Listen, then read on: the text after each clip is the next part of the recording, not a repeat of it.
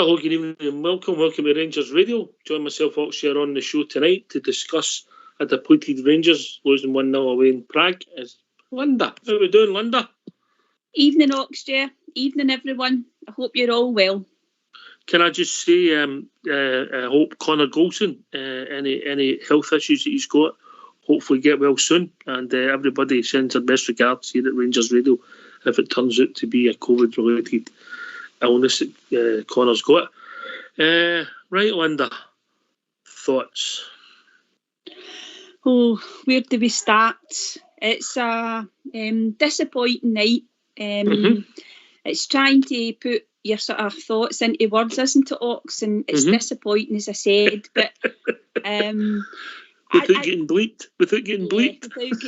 Very, very frustrating, and I think we're all just of the opinion that if we were even half as good as we were last year, that's the sort of team that we would have beaten quite simply. Right. However, as the manager says, we're not the team of last year, and we've got to just focus on this season. But yeah, very disappointed with the performance and the result, Ox. Right, I'll give you my thoughts, Linda. Yeah. I don't want to berate Calvin Bassey, but in that performance tonight, he doesn't look like a first team centre half. Yeah. Balogun wasn't great neither, and we were under pressure. What disappointed me, particularly in the first half, was at times I didn't think we had the right boots on. We were always sliding. Absolutely.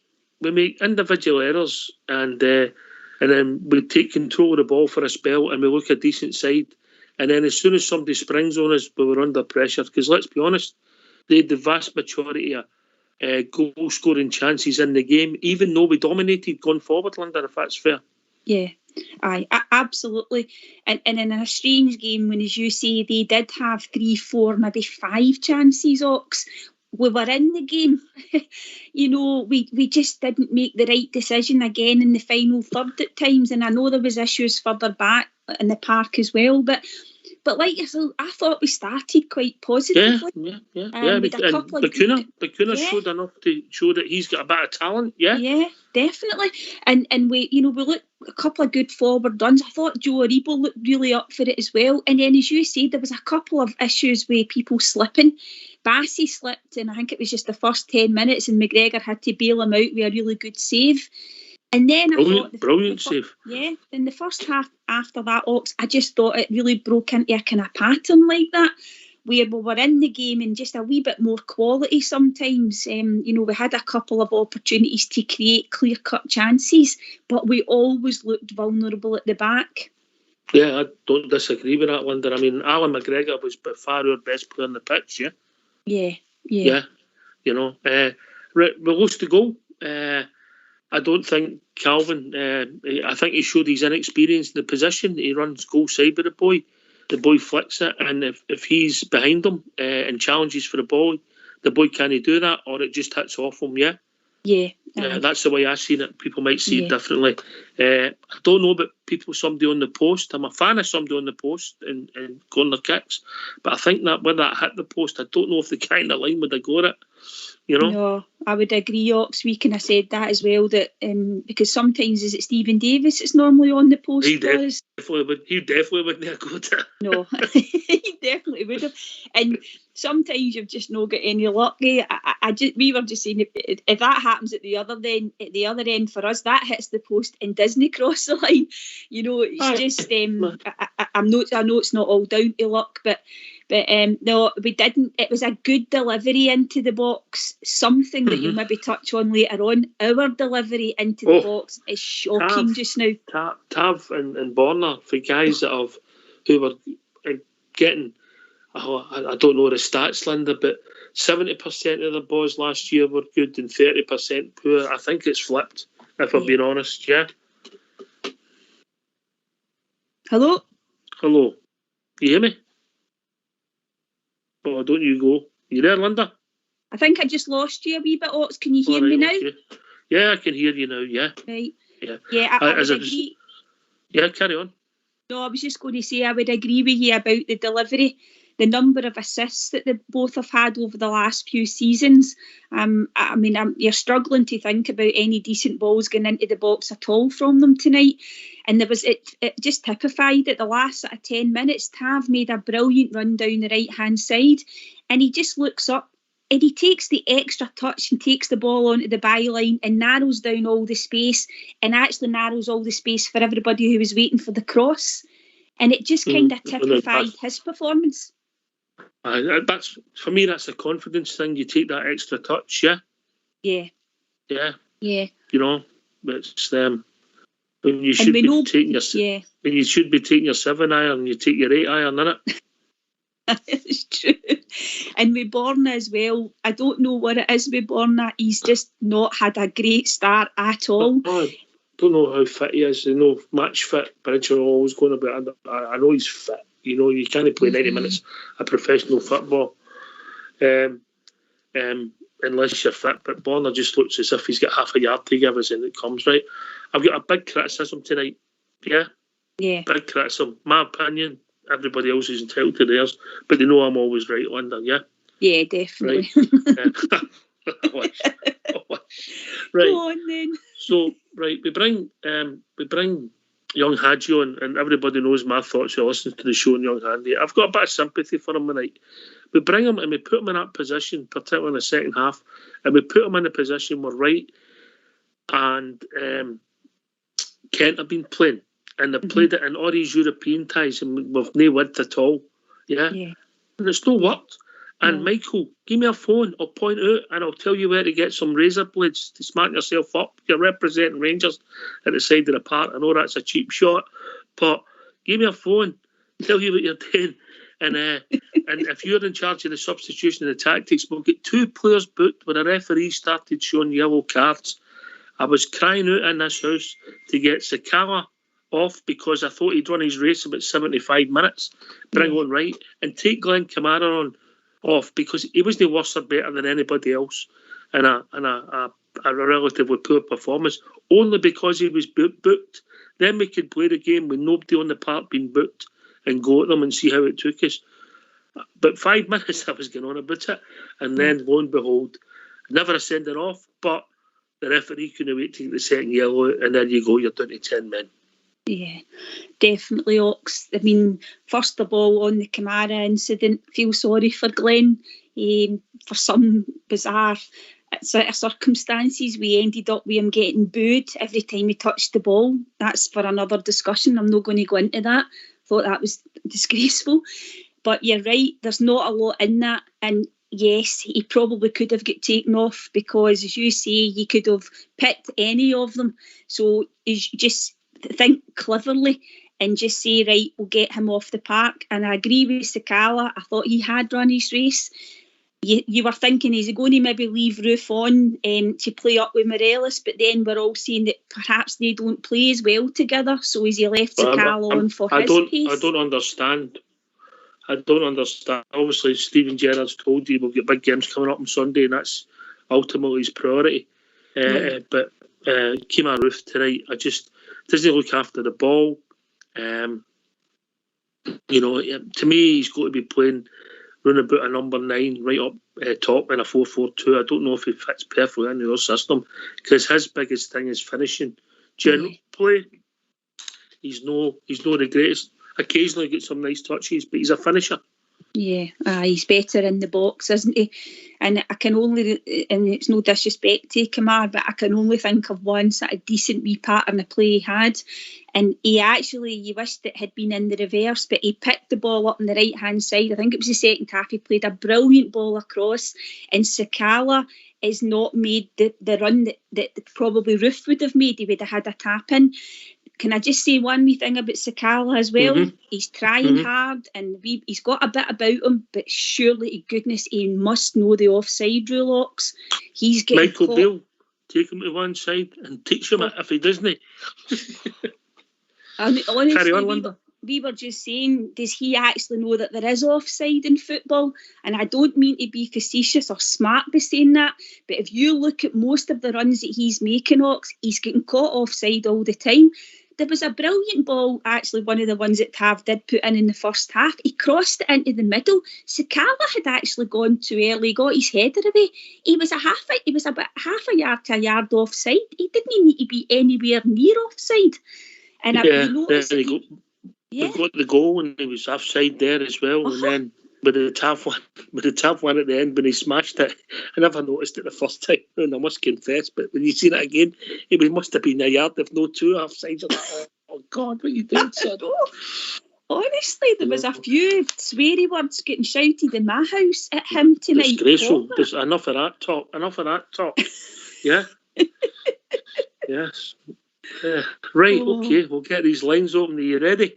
Oh, I'm just about ready, but it's going to somebody come in and cheer us up. Somebody tell us a joke tonight, because I need a wee laugh. If you wanted a laugh, I could play the outtakes for the advert you and Bridge made. Would that be worth it? That would be funny. Yes, I could get Fox to play that. That was comedy gold. Bridge might kill me right enough, but it was comedy gold. Right, let's hear from you. Why don't you give us a call on 0141 356 1972. It's your show, it's your platform. Let's hear from you.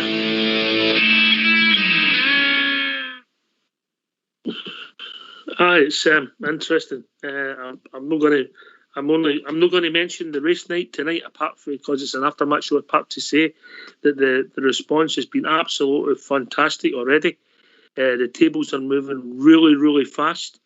And if you want to get involved at all, and there'll be more details to come, or you have any questions, please just contact rangersradio@gmail.com, as Linda said in the advert, and we'll get back to you with any queries, questions, or anything you want to do concerning anything about the race night. Thank you. Right, okay, let's go. Right, hold on to your hat, Linda. Here we go. All right. How you doing, Ox? Evening, Tommy. How you doing, mate? Good to hear from you. How you doing? Not bad, Ox. Not bad, Linda. How we doing? Hi, Tommy. How are you? You good? Yeah, not bad. Just after watching that, Linda, it's I don't think we're firing on many cylinders, Ox. I don't know about you, but after watching the Dundee, if you had 5 cylinders, I think we're running about half a cylinder, if I'm being honest. I was just listening to what you're saying there about Glenn Kamara. I mean, his first challenge there, Ox, all right, it's a yellow card, but the second one, that's a powder puff challenge, Ox. I don't think it was a red. I don't think it was a yellow at all. I don't think it was a yellow. I don't think it was a sender off. The first one was a yellow card, Ox. Yes, agree, mate. But the second one, it's not even a challenge. But if you watch the boy, though, Ox, the boy from Sparta, he's going down hard in his face. So this is the problem with this. I mean, the people doing hard in your face, Ox. The referee's thinking, has he caught him? And that's the problem. I don't go down. Right, I'll listen, certain circumstances, but that's another story, right? I mean, that wasn't my point about it being a yellow or no. My point was that they'd had yellow cards, Tommy. Yeah, if that makes any sense to you, mate. Absolutely. And then Stephen Gerrard, do you think he would be whipping? You'd be putting the boy right on, and you'd be putting that, you'd taking that's a colour off, because I didn't think he did all right in the first half, Ox, but he just seemed to drift out the game. So you put right on. I mean, I didn't even think Roofe. I thought he had a poor game, Ox. I don't think he reached poor, mate, if I'm being honest, and I don't want to turn him into my whipping boy, but I just think Roofe's a number 10, plays in a 2 up front and sniffs about and scores goals because he's a finisher. That's his biggest asset, you know. I mean, I just wonder if it hadn't been for McGregor, the walks, what the score could have been. Alan McGregor, I mean, geez, I just wish he was 25, Linda. Yeah, he definitely saved us from a right good bit of a hammering, didn't he, Tommy? And they had a couple of unbelievable misses. The one that the boys hit the bar, I don't know how he's not put that away. So we were quite fortunate that we didn't actually end up getting beaten by sort of 2, 3, 4 goals. But I still think that we're just lacking that quality to get us a goal and get us back into the game, because I thought that they were an okay team, but I didn't think they were world beaters in any way, shape or form. Our opposition tonight. That's what's so frustrating. That's as frustrating as the Malmo. That's the trouble. We know that team aren't anywhere near Benfica or Porto or Feyenoord or Standard Liège and Braga. We know that, but we're not getting the results. You know. Well, if you watched their game last night, they got absolutely murdered by Zenit St. Petersburg. That could have been anything last night. If you watched their game, that really could have been anything else. Zenit really absolutely battered them. I really don't know if we've recovered for that, for our confidence. I don't know if that's an emotional issue, Tommy. I don't know about you, Ox, but I've watched a couple of the games because of some have been at work and that. I just think Carry on, Tommy. I just don't think we're playing well, Ox. I think there's something not right. I don't know what it is. Tommy, you're spot on, and I'll pass you to Linda before I bring in Carl, who'll sit and wait patiently. But you're spot on. Anybody that says we're playing well, we play well in bursts, 5-minute bursts. We say, we're controlling this game, and then for the next maybe 15, 20, we disappear. We ain't playing well, and I can only put it down to lack of confidence. Linda? Yeah, and I think Steven Gerrard got a bit, touchy with somebody who asked him that question, Tommy, at the presser yesterday. Just one of the, I don't know if it was one of the fans media, or I think it might have been even the boy off the STV, said to him about the fact that the team aren't, they've not kicked into life. And he just said, well, we're top of the league. What do you mean? What more do you want? Sort of type thing. And then he went on to talk about all the issues that they've had trying to pick a squad and pick a team. And we do understand that. We know that it's not easy just now, particularly with the COVID situation as well. But the players that were on the pitch tonight, I just think we wanted a bit more quality from them. Mm-hmm. I suppose in some ways, Linder, he's right. They're top of the league. Yes, they're top of the league, and you can't argue with that. It's a fact, Tommy. We're top of the league, but it's also a fact for me, the better. For me, the best game they played this season when they absolutely murdered Dunfermline. They absolutely murdered Dunfermline, and yet you just think some of these are the same players, and you just think some of them are not trying to leg. I don't think some of them are. You've got to look where Dunfermline are, mate. Anyway, we've also been joined by Carl. Evening, Carl. Good evening, Ox. Not a happy man, I must admit. Can I say something? We get beat with a bog standard work team tonight because we aren't organised. There's no cohesion in the team. I thought Sakala ran his wee bum off tonight, but it's running your bum off with no ball. And the guy, the first one booked for them, I think it was Wittern or Wintern, he should have been booked earlier on for the body check on Sakala, so they would have been down to 10 men, Yeah, that's possible. That's possible. Look, and studs. I'm not going to come on here and say that team's a great side, Linda, because they're not. We came on last week or 2 weeks ago and we're very complimentary about Leon, but that team aren't on the same level. Linda? Absolutely not, because they turned over possession quite a lot of times to us. They looked a bit susceptible at the back too, Ox. And as I said earlier, we're just not firing in any cylinders at all going forward. I know we were dodgy at the back as well, but going forward, we looked like scoring, a lot in Europe, particularly the last season. And I know we keep harping back to last season, but up front, the front six, the quality's no there in terms of just maybe making the right pass to create a chance. And as we said earlier as well, our delivery into the box is really poor. Aye. It's like all the postmen, the guys that always deliver. Ian Potter, he never delivered at the weekend, so that's what's happened to you guys. They're not delivering, See what I've done there, Linda? Right, that was good, Ox. That was good. But Cal, I'll ask you a question, right? Put your finger on it. Is it confidence? Is it shape? Is it personnel? What do you see? Or are we just? Is it circumstances? We've made plans. Golson's going to be playing, and all of a sudden we have to change them. I'm not bothered about Golson playing because that's got to become because anybody can get an injury, Ox. You know what I mean? But we've heard we've got a big squad, we've got people to put here, but we get rid of people and no brought anybody in to cover them. So I put it down to management, and I must say, we just don't look the team we were. I know you can't play the same as what you played last year, never expected, but you need to get up to a certain standard. Come on, that's 30% of Rangers. 30% Rangers.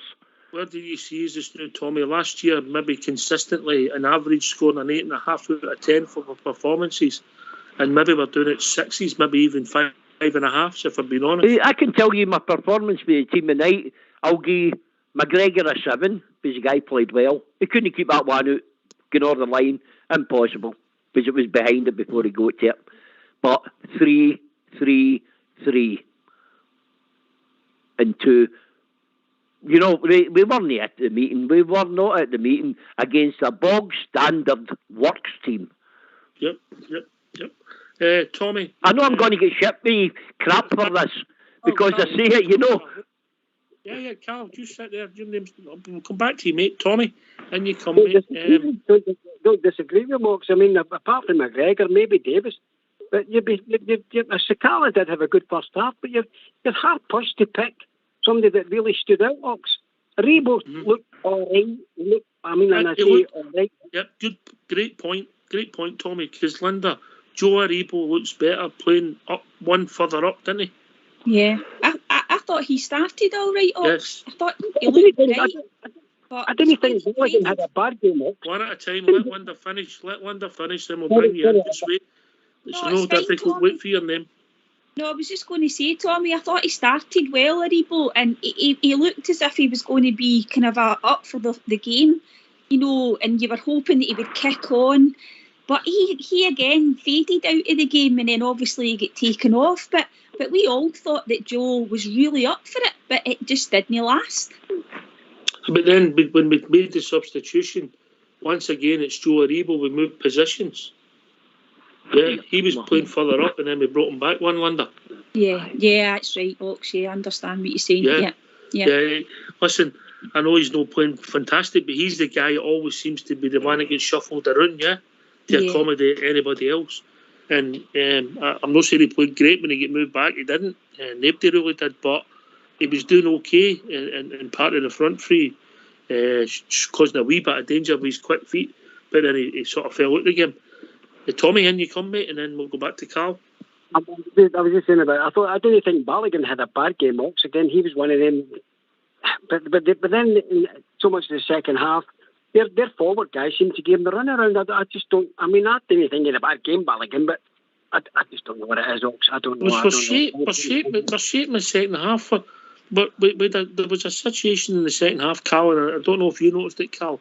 Stephen Davis, who you know my thoughts on Stephen Davis, I think he's been an absolute fantastic football player. He played the centre forward onside at the halfway line, about 3 yards in front of the dugout. He shouldn't be there. Yeah, he's too deep. He's trying to do too much, and he's maybe as much as I like to say. Sometimes he's maybe part of the problem, not the solution. You know, but look. Maybe we're just disappointed after a bad result, Carl. Hey, I'm very disappointed, but I'm also a couple of things. I say, check your studs before you go to the park. You get that 15 minutes before it. We were slipping about it like it was you were nice. And, I forgot my other point there. We just don't seem to, as I say, no cohesion. I can't understand what we're thinking. You know, Davis, I thought, was one of his worst games I've ever seen him. And, this is the other one. If Glenn Kamara can't play with booing, he should never play against the Tick then, should he? I heard a lot of that on the commentary. He's getting booed. This might be affecting him. That should not affect you as a pro. I think in the first half, I mean, remember the age of the crowd that were there, but I thought, as Linda said rightly, they targeted him with the booing. I don't think that, but I thought it inspired him. I don't think he got caught up and tried to elbow somebody. I don't think it was a second yellow card. It was never a second yellow card in my life. No. But my issue was, Linda, as I said, Sakala run his race and been booked, and we left him on 15 minutes too long. Glenn Kamara, it was always going to be one wee touch because he'd been booked.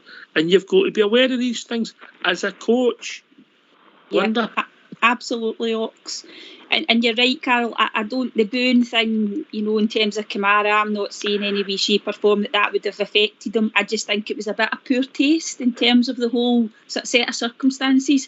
But Ox is right, and they're at the sideline. They're looking on. There's a couple of bookings. The referees in these games doesn't take much to send a player off.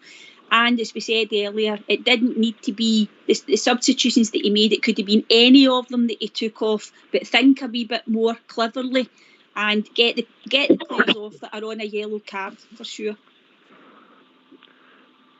Yeah. Okay. Listen.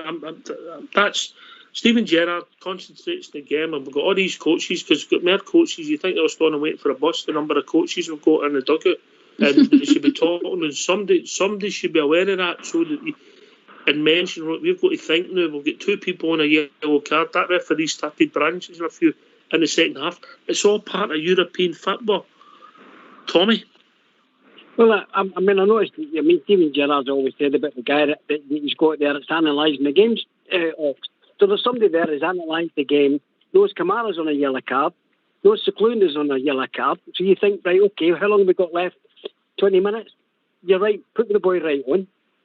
He'd already taken Kamara Roofe off, put Morelos on, so you put right on, then you put on.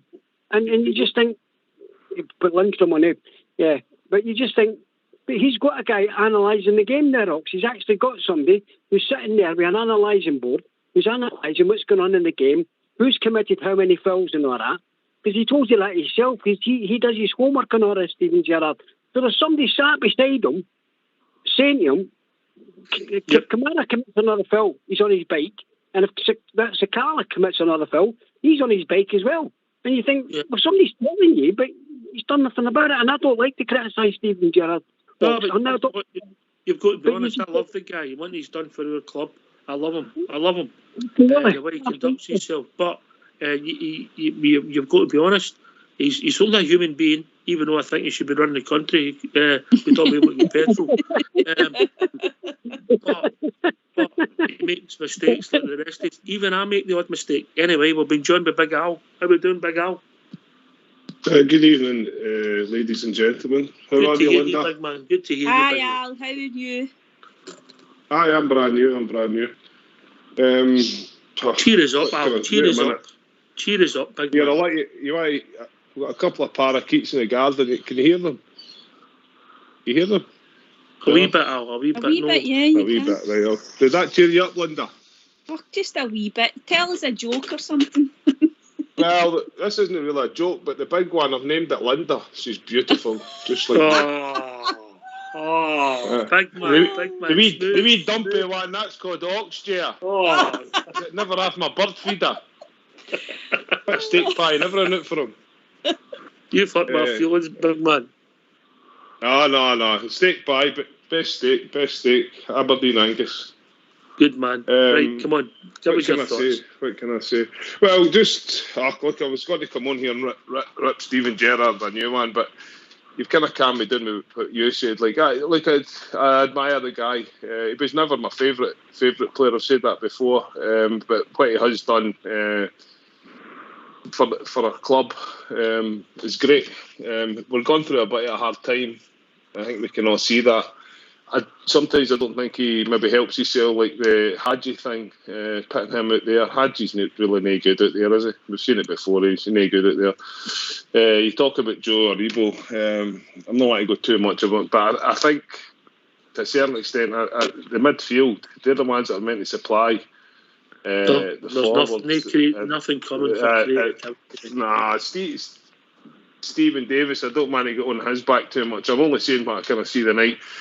He's coming back. He's starting the play between the two centre halves. I think sometimes he lies too deep.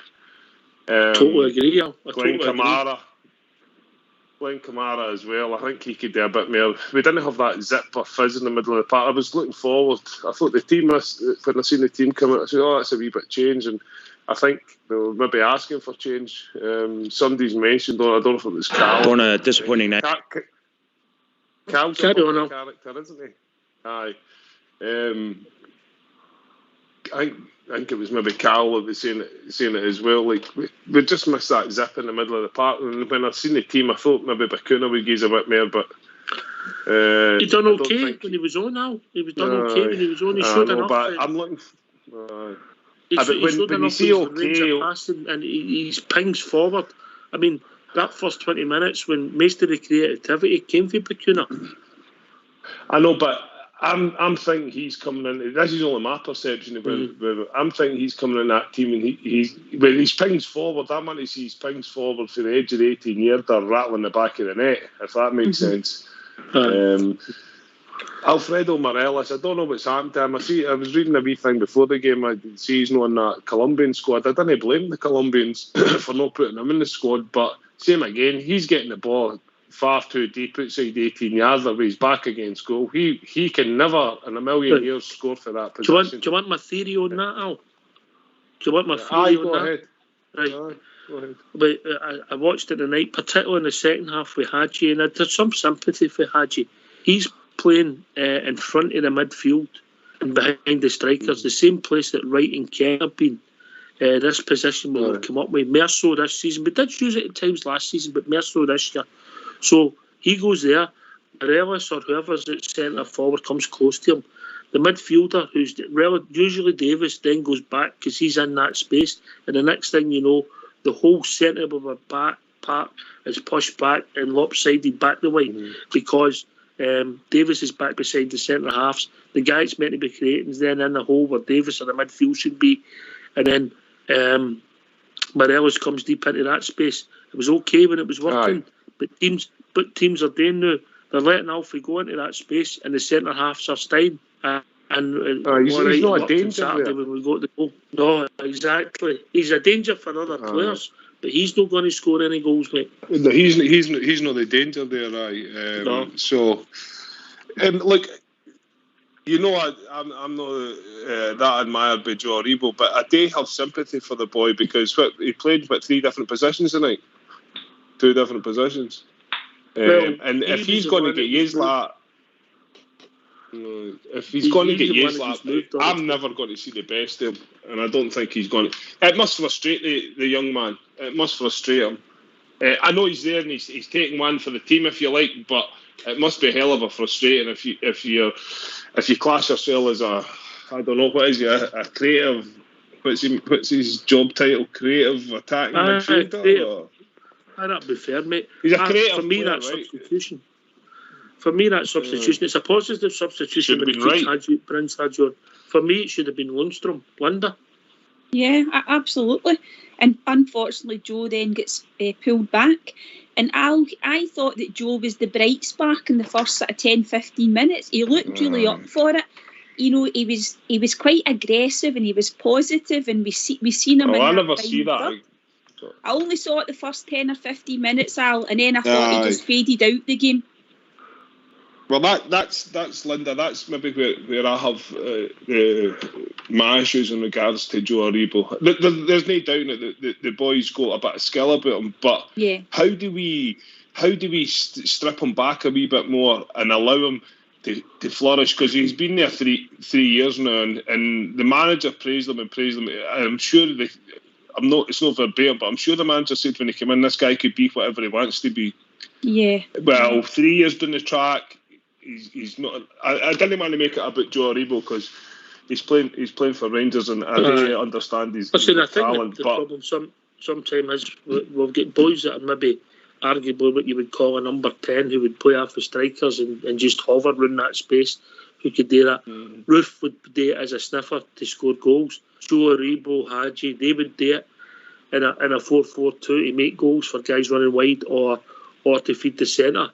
With this 4-4-3, 4-4-3-3, they get asked to play in a different role in the midfield. They get asked to do some amount of work. I think. Does that come back to the manager? It comes is the back manager to, then if I go back to Mark Warburton, if something's not working, and in a game of football, and you just say you're going to do plan A better, and it keeps no working, and you don't do plan A better because plan B would be the thing that would fix it. You need to be aware of that, and that's what's giving me the hump at the moment. Carl, on you come, mate. Well, I've said the same for a long time. If plan A isn't working, you need a plan B, and we just don't have a plan B. We can't change our system. And other teams suss you. It's as simple as that. You know? I just can't understand how we cannot change a system. If you watch the night, Carl, when if you watch the game again, if you feel as if you want to put yourself through that, I'm all the more morning, Oxen. Watch when we get the ball and our fullbacks push up. All they do is make sure they get players next to them and stand next to them in front of them. And then when they do get the ball, they have to go back. They go back. I know. Yeah. That's what I mean. Because teams have said, right, okay, we only have to stuff them out, stop them going there, and they make it difficult. So you have to mix things up. Is that fair, Tommy? Aye, absolutely. 100%. I mean, like you're saying, Bassey, and maybe the odd occasion did Tavernier go forward. But like you're saying, no. The guy, their manager's obviously done his homework on how Rangers play. Unfortunately, Kent's not there, but he knows that if you cut the supply chain off for Barisic and Tavernier, you're basically cutting Rangers' supply chain off. Right, good comment. Right, can I cut in a minute? Yes. See this, crossing into Barisic. That's what I'm saying. We're sussed out. That's all we do. That's how we get our goals. You know? Very rarely do you see a goal that doesn't come from the fullbacks crossing the ball or putting the ball in. Simple as. We're not scoring enough goals, that's the problem. Right, Big Al, when you coming in, we're going to hear for the gaffer. Well, what I was going to say there, can you not flip that, what you just said, on its head? Should Barisic and Tavernier not be up in their game and getting past their players? But that's not their role, mate. When they get the player, then they're gambling. They're gambling 5 yards through the half-way line when they're pushed up in front of the centre halves. Their role is to get spread the team across the park, go up the wings and provide crosses. Is that not a role in the team, right? So when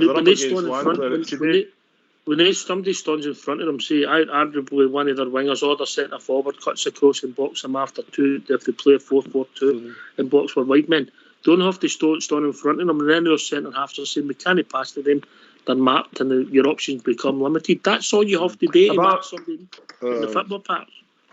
That's all you have to do. If they receive the ball out wide, they should take the guile enough to get past a player. But would you want your right and left back Winder before we go to Stevie G? Would you want your right and left back dribbling at the halfway line? No, I don't think they would have. I don't think they would have the space anyway. They usually get beyond, break the lines when they play maybe 1-2s. But what I would say, Al, is that see Borna and Tav, their crossing, even when they get into a good position, is really, really poor now. They're not even beating the first man. They're void of confidence, Linda. They're void of confidence, and they're maybe not the players we think they are. I agree with that. I can't remember Kyle Walker.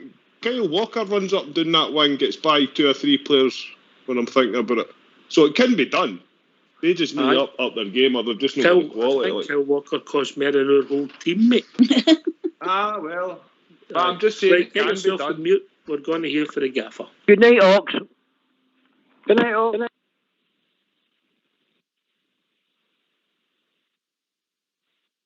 Stephen, your initial reaction to the final whistle? Look, I'm disappointed with the scoreline, obviously. I'm disappointed that we've got off to the start that we have in the group. Losing 2 games is not ideal. I think the next game's a must-win now. We have to win the next game at home to Bromby to give ourselves an outside chance. In terms of the performance, I thought Slavia maybe just edged it in terms of chances. But I was really pleased with the boys, especially when we went to 10 men. I thought we threw caution to the wind and we tried our best to try and rescue a point. It wasn't to be. And unfortunately, we've lost the boxers tonight. You know, they've had one good chance of a set play. They've took it, which we'll need to look at. And we've had 2 very similar chances, and unfortunately, we haven't took our chances. And you're right, although the result is disappointing, the last 50 minutes showed character and mindset and mentality to keep battling to the end and create some chances. Listen, I thought for large parts of the game. At times we passed the ball really well, we played with control. I still think we can be better around the box in terms of variety, trying to open the team up. Our keeper's been more busier than theirs, we have to admit that. But when we went to 10 men and we took more risks and we played with more endeavour and desire, I thought we created more and still looked like we could rescue a point. We were certainly in the game right till the death. We had some good set-piece opportunities at the end, but unfortunately we just couldn't get that important goal to rescue a point. A quick turnaround now for Sunday and on to Hibs at Ibrox. Yeah, look, in terms of the Europa League, we need a reaction now going into the Bromby game. We need to take maximum points to give ourselves an outside chance, but right now we need to move on quickly and get ready for a top-of-the-table game against Hibs, and it's one we're looking forward to. And just finally, an update on Juninho Bakuna. We're hoping we've got to the injury before it's got any worse. We're hoping to have him available at the weekend, but he's certainly only got an outside chance right now.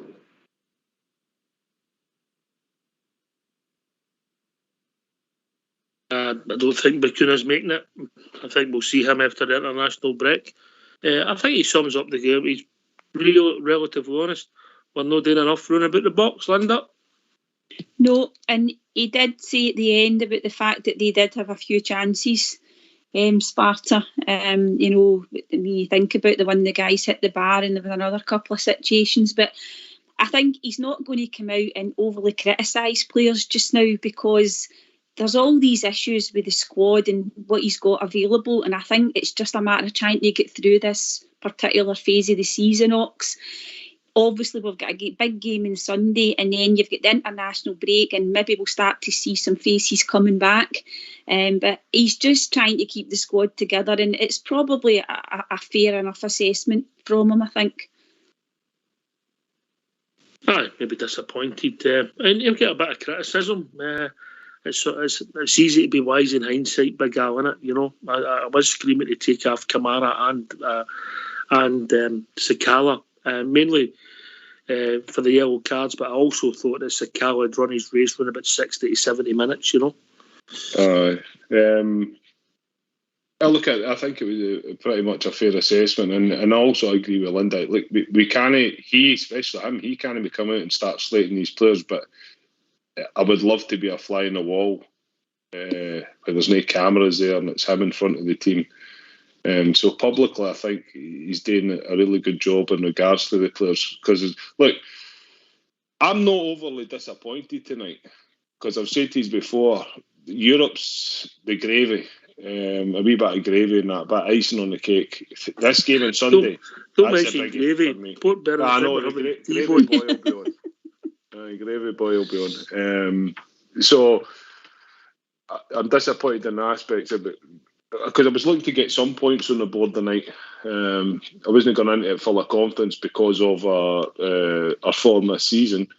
But it's not great coming away with a point. 3 points is better. But if we've got points on the board, we're doing great. But my main focus will always be the league. I don't care about the cups, trebles and doubles, and that are all great. But I want the league titles. I want 60. I want to see 60 league titles. So he done well. He's protecting the players, but he can't do that forever. And credits will start running out shortly if we keep getting performances like this. But if we have a performance like we played tonight, I thought Bassey, he was competent enough. I don't think he got challenged. Doesn't he look like a centre half? Well, he's big and he's burly, and what does a centre half look like? Bridge doesn't look like a centre half. He comes in, he heads the ball, but the first header he was asked to do was in his own box when the ball went up high, and he jumped under it. He actually jumped under it, mate. Personally, I didn't think he looked that out of place. Enthusiastic, fast, strong, but no a centre half because he can't head the ball out. But did the manager not say prior to the game that was what he was brought in for cover at left back? What I will say to you, when you're playing under 23 football and you're big and you're fast like him and you're strong as him because he is, you'll play. But once you come up against guys that are equally maybe fast and strong and also a bit cuter and maybe better players. Wait a minute. He was playing against guys that were running about his same age tonight. So but they're obviously a wee bit cuter and stronger than some of them might be international. You're going up a level. Linda? Yeah, and the thing is, to be fair to Big Bassy, he's kind of been thrown in tonight, hasn't he? I don't think he's not obviously played centre back for us yet. He's been playing left back and he's been doing okay. I know we're still not 100% happy with him in some games in terms of his defending. He's enthusiastic, but that back four in terms of, and back five if you include the goalie, when we saw that on paper, we must have all been a wee bit concerned because our two fullbacks haven't been playing that well either. So we were all a bit concerned when we saw the back four. And McGregor's obviously come to the rescue again tonight, but he's just trying to make do with what he's got, Ox. I mean, who would have thought we had six centre-backs at the beginning of the season and we've only ended up with one recognised one available tonight? These are the Linda. best. Linda, but see what you said there. See on paper. That if say Bassey wasn't there and Helander was there, that's Tavernier's our best right back. Horner's our best left back. Balogun's, well, he's been made one of better centre halves, and it's either Goldson or Helander. So on paper, that defence isn't a bad defence. It's just that they're not playing well, and we've got some reservations about them. Like, you know what I mean? Yeah, absolutely, Al. I totally agree. When's Helander back? We'll not see him next year at some point, mate. Next year? Oh. And obviously, I thought Vikings were harder than that, man.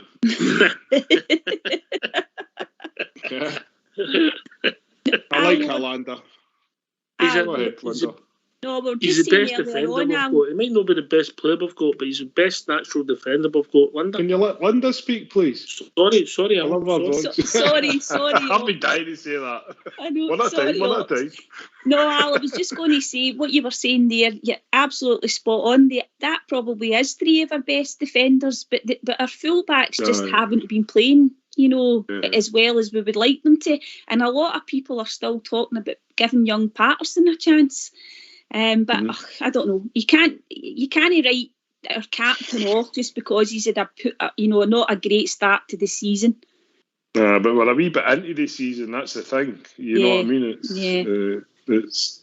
We're coming up into big games and all that. See when you talk about Bassey, he's full of enthusiasm, and he needs experience, and I don't know if he's going to reach the level we need. If you watch the goal again, Al, where he goes with the guy and he goes at the side of him and lets the guy get the stun, a centre half would have been right behind him and get up, and he doing that, or goes up with him so that if he does see that, it also hits him. Puts him off. Also hits him, and it doesn't happen if you watch it again. And he I understand, but I just didn't think he looked too out of place. That's all I'm saying. Look, I'll retract it. He was crap. All right.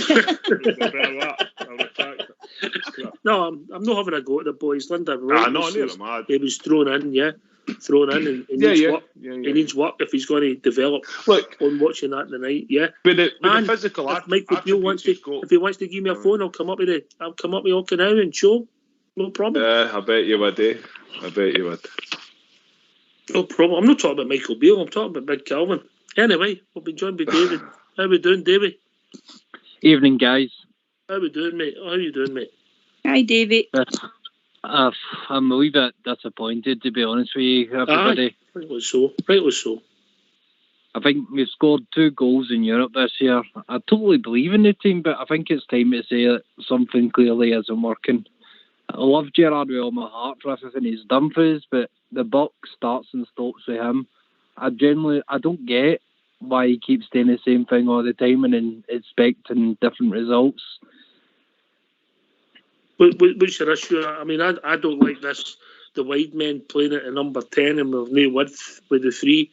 I think we end up getting lost in there, and we just with these total no width, and we played Ryan Kent, Scott Wright, and we played Hadji tonight, particularly in the second half, and it's no width.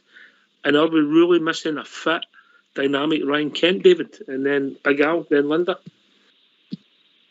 I don't know what it is. There's something not working in there, but he just keeps playing the same tactics all the time. And if you're playing the same thing and it's not worked the first time, is it going to just suddenly start working?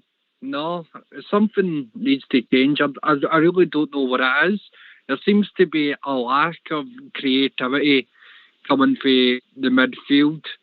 It just seems to be give the ball to Barisic or Passy or Tav or Patterson, hope they can get up the line, get a cross in, and somebody can get at the end of it. It's not working. Something needs to change. The only guy that I've really seen consistently doing something for the midfield is Hadji, and I know I love Aribo, but he's a shadow of his former self, and as is Ken. Tonight, David, you seen Hadji doing stuff in the midfield? No, not the night I'm talking about. Right, I'm talking sorry, mate. Sorry. I mean, I was going to have season, to go and watch the game right away. I must have missed that. Carry on, mate. Carry on. That over the course of the season, I would say Hadji is probably one of our better players this far. It just seems to be up front, we just can't put the ball in the back of the net, and that's what it takes to win games. I agree with you. Hadji's gave us a spark. He gave us a spark against Livingston. Remember who Livingston are? They're not exactly a top European side. The last game against Dundee, for me, was anonymous. Come on as substitute quite early on. I'll excuse him for the first half because it takes a minute or two to get into a game.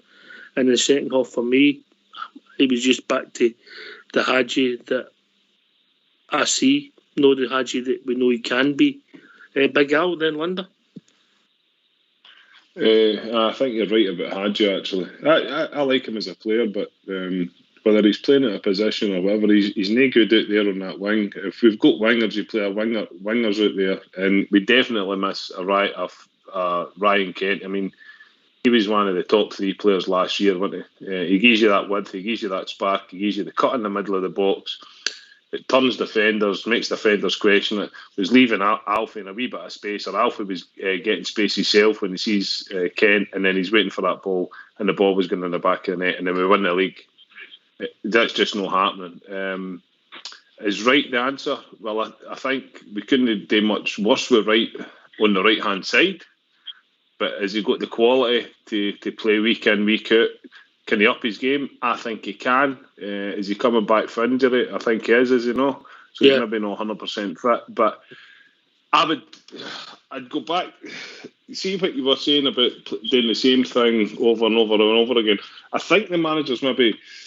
He's doing this, and he's running out of time because I think he's obviously working on it and saying, like, this is going to work. But he's got, at one point, whether it's this week against Hibs, next week, because we've got a really big block of games coming up. These 3 games, important games for us. We want 9 points out of them. That's what I'm one of them. Mm-hmm. When does he change it? Does he wait for another three games, or does he change it against Hibs? I don't know. I don't think he will, mate. Michael, I don't think he will. No. But I get your point. Well, but I think he might need to. So how long's Kent out for? Kent, I would say maybe after the international break. Maybe. Right. Okay. So maybe we've nobody to play that. We've nobody else in the squad that can play that left-hand side, the winger role, have we? Mm-hmm. There's nobody else can play that. I'll go to so Linda. That's gone then. We'll go to Linda now, and then we'll bring in the one and only Jim Paisley. On you go, Linda. No, I'll just quickly agree with you. I'll definitely missing a fit in for him, Ryan Kent. I think Alfie plays the best when he's playing up front with him. And I would agree in terms of our wide players. I would like to see them playing out in the wing, isolating perhaps the fullback, and basically getting into the box, either creating goals or scoring themselves. So they need to try and mix that up a wee bit. They're playing too much in the middle. I'll bring in Jim, but somebody on the phone's got either the show on or the telly on. Can you turn it off, please? Thanks very much. How are we doing, Jim? All right. Well, as well as I can be after the season display. Aye, mate, I get it. Understand, mate. Put you off your volley walls. I would have put your money on them tonight because I listen to they think they've done this season. Well, it's been really disappointing this season because we've not hit the heights that we're looking forward to. Correct. And looking to the next game tonight, I don't know if Stevie Gerrard's starting to overthink this. I'm not. You know, I was looking at the lineup and okay, we're struggling for getting players out of certain positions. You know, we're struggling at the back. And what was going to no, just it's all my opinion. Oh, right. Other people probably disagree with me. I don't mind that. That's what I'm here for. That's why I come on. Bassey playing in the that's the only option he had, playing Bassey in the centre of defence. I've got the feeling that Bassey was trying to look after Barisic tonight. I don't think that I've watched that because Barisic was nowhere to be seen tonight. I don't know he couldn't get a ball over, he couldn't defend either. I think Bassey was kind of looking after the left centre midfield and the Barisic left back. I'm open to criticism if anybody disagrees with me. I didn't think Borna was great, mate. But I didn't think Bassey was great neither. I don't want to criticise him too much because he was thrown in at the deep end. Linda? Yeah, Jim, you might have a point there because when we were watching it as a family, there was lots of space through the middle, and if you remember, a couple of times they just punted the ball up through the middle, and we nearly actually got punished a few times. So possibly Bassey was over too far to the left to cover for Borna. I don't really know, but certainly Barisic is not. Something's not right with him, and as Ock said earlier, it could be fitness with him. He's just not 100% match fit. But no, I just thought that the back were quite shaky for most of the game, Jim, I'm afraid. Me too, Linda. I just thought Barisic he looked worried. He looked at his body language as if don't give me the ball. Looked worried. It was just one day night, so he's a guy. By the way, Jim, can I ask you this? I know you're a shrewdy and obviously getting close. You're no far behind Bridgman in the old financial stakes. You just what you're saying, also, right? Yeah, I know the taxman doesn't know that, but and I know you like a bit of overtime. What about did you do that easy money tonight? Pick up the easy money tonight? I never picked it. I never put a line on. Put a line on for over a week. No. It was easy money. Bridgman's put his tank on it to double his. You know what I mean? Right. Okay. Where are we? Bridgman's shrewder than me. No. Anyway, apart from the game, how are you doing, Jim? All right? Fantastic. Well, as well as I can be. Listen, I'm really see this the way this season is going. Obviously, there's a deflating atmosphere in my abode, when people come in and I'll let Linda take that one because you get the feeling. Is that your waterbed went down? I think it was the same in Linda's couch. Linda? Yeah, Jim, I've got to agree with you. We were all very deflated tonight. She trying to pick ourselves up even at half time. We just thought, no, get a good feeling about this. And it's the total opposite from last year when you were really looking forward to the European games. We all get together as a family to watch particularly European games. So we're all feeling very deflated. So I would agree with you on that. Aye. Well, we always agree. What time did you get up to watch it at, Big Al? 2 o'clock this morning. What time is it now? It's just 6 o'clock here. Right. Are you working today? No. Right, okay. I took the day off. I've got a long weekend this weekend. I'm off Monday, so I thought I'd treat myself. All right. Very good. Right. Get yourselves on mute. We're going to have a tune. Oh, you're having a full show? Beautiful. Aye, because you're on. Oh, thanks very much. Linda, is it a Lilo you've got in the living room? Don't that bite, Linda. Telling. Get yourself on mute. We're going to have a tune.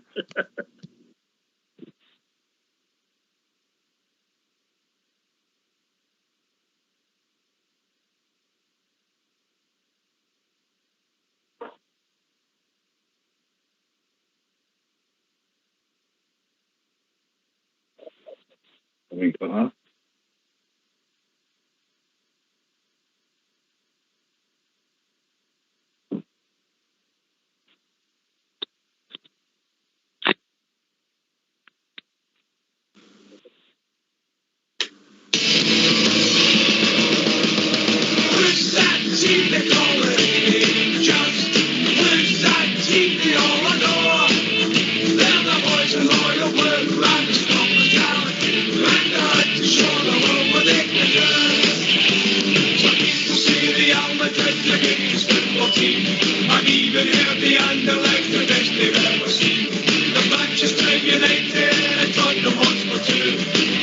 Chelsea, Blackburn, just to name a famous few. Who's that team they call it? Just who's that team they all adore?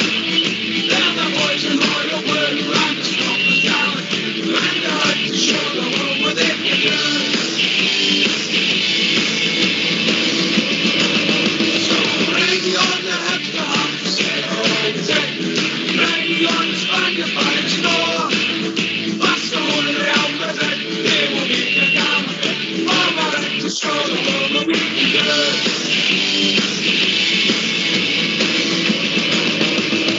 Who's that team they call it? Just who's that team they all adore? They're the boys in Royal Blue and the Scotland talent, and they're out to show the world what they can do.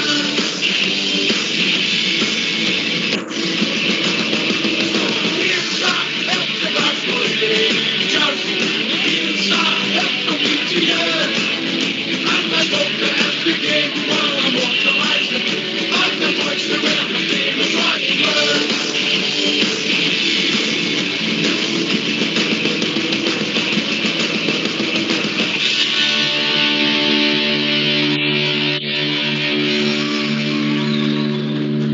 Why don't you give us a call on 0141 356 1972. It's your show, it's your platform. Let's hear from you.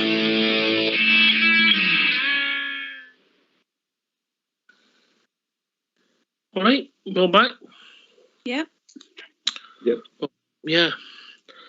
Disappointing, but you have to move on.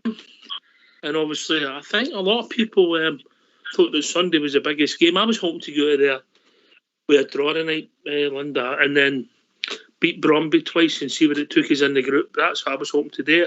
I don't think the defeat really changes that, because what you've seen, I think Leon will be too strong for that team. Hopefully home and away, and if we win our 2 games, we could be sitting second. You know, but our ambition is to go and beat Bromby home and away. Linda? Yeah, definitely, Ox. You're probably spot on. I think in the last sort of 15, 20 minutes, after the sending off, we thought, oh, are we going to get anything? It looked a bit sort of remote. But we started to push forward a wee bit. And as Gerrard says, with a few set pieces at the end, and you thought maybe we could nick a draw. But yeah, Sunday's a massive game for us, because I think it's a top of the table clash, isn't it? Hibs second. So it's at home, and you would hope that, you know, we'll put on a good performance. I know we've been saying this for weeks, but, you know, that's going to be a tough game on Sunday. So let's hope that the real Rangers start to turn up. And then we've got the international break, a couple of weeks, maybe get some players back. And, you know, and then we'll just be kicking on from there, hopefully. Here. Big Al, then, Jim. Yeah, Sunday's a massive game for us. I don't know if these international breaks help. It might help us this time to get a few players back, but I think the international break breaks up your momentum. I think we might see the team playing a wee bit better if we never had that international break. Get a few bad games out of the way if we're going to have bad games. So, Sunday's massive. That's a real deal. That's a real deal on Sunday. Jim? Listen, Alex, I don't know. I really don't know, because I'm not sure. Remember last season with them, we've got players for every position in the park. I don't know. I've got that now. And I don't know. I'm what he's doing all the time now. To something really happens here to be gub somebody, if you know what I mean. And at that point, I was going to make to you in London. That was David Kamara get booked this evening early on. I said to myself, he'll get sent off. I knew it was going to happen. I don't know why we didn't substitute him and Sakala 5 minutes before the sending off. It was so obvious to me. Oh, if we know screaming for Roofe to get hooked earlier than what he did, Dave. I'm not going to comment on that one. Why? I thought Roofe was as poor as he was on Saturday. He's lost a plot. I think he's playing, to be fair on him. I don't think the position he's playing in suits him. He's a finisher. That's his biggest asset, in my opinion. Linda? Yeah, you're probably right, Ox, and he knows that himself. And I'm not sure if his previous clubs he probably played maybe in a 4-4-2, Ox. I don't know, but you would guess that. And he is a good finisher, but as I said earlier, I can only remember one sort of good thing that he did when he put that ball across and Sakala didn't make the centre forward run. If he did, he would have had a tap in. No, he did have a poor game, and he's just one of a number of players that are just a bit off form. If Sakala puts that ball in, Roofe slides in and puts it in the net. Yeah, I totally agree with you. Yeah. Yeah, but that's the difference. Jim, your thoughts? Well, that's what I was saying. I was because they came to my house tonight. We'd usually team Andy here watching this for a bit. I think it was the same situation. I don't know. Okay, anyway, never mind that. So I opened a bowl of vodka and I watched the game myself. So, Roofe, 50 minutes, or at half time, even though it had done me, it did nothing. He wasn't playing the Morelos role that Morelos usually plays. So I was thinking to myself, well, even if they take Bashan off and bring Morelos on, I think he's overthinking myself. I think that's what Steven Gerrard's trying to do. I think he's overthinking it. When we watched it on a screen here, he's on the sideline watching the game. He can see it better than us. That must be difficult. There's so many players that's for even. The thing I noticed tonight was Stephen Davis doesn't kick in after an hour's played. I don't know if you noticed that, innit? Never really seen much of him to the 60 minutes or something. He started. I don't know, just the way I watched the game. Everybody's got to disagree with you. I don't mind it. Listen, mate, it's all about opinions, and it's also hard coming on here right after a game, Linda, when you've had what you reckon's a bad defeat, because it's raw, isn't it? It is very raw. And you're finding it hard to think of any positives from the game at all in terms of how people perform, Jim. I mean, Davis is we all think Davis is fantastic. He's done a brilliant job since he came back to Rangers, but he's struggling for form as well, and he's struggling to really impose himself in games. And we're lacking a real creative midfielder just now. And obviously when Lundstrom come on, he's trying to get into the game as well, and we're not really sure what to expect from him. So it just feels a wee bit of a letdown just now, but let's just hope there's a good performance round the corner and it starts on Sunday. Linda, everybody keeps saying that, Linda. Aye, I know, Jim. We've been saying it for weeks. Aye. Yeah. Tomorrow never comes, Big Al. Can I ask you a question? Yes, mate. Right. This is who do you think's better? So on Sunday, right, the team takes a park and he plays Sakala on the left and he plays right on the right. And who do you want in the middle? Do you want in the middle to put the ball in the back of the net, Morelos or Roofe? Morelos every day of the week for me, mate. Aye. Linda? Yeah, Morelos for me out. Right. Jim? Aye. Morelos all day, every day. Morelos in the middle. Let's play him where we like him. Put the ball in the back of the net. See, that's playing number 10 or they play behind the. It's a good play. By the way, I'm going to suggest him. Welcome to the O2 messaging service. The person you are calling. That wasn't me, was it? I'm no O2. Carry on. Aye, what did I say was? Morelos is one of the best football players at Ibrox. But we've noticed that when he's playing behind the centre forward, number 10 or number 8. I don't know what you call the position, right? All times I played for, but we liked him when he was up front. We did like him. No, he scored I don't know how many goals he scored. No. But he's a man that puts the ball in the net in Europe. And why is Steven Gerrard thought the night that he wasn't good enough to play in the start? I don't get my head around it. I can't get my head around it. Oxford, Linda. It's been to both. The rest of the people that's listening. I can't understand why he didn't play him up front, and even play Roofe behind him. I can't get my head around it. It's just very nice. So. That's a great tell me.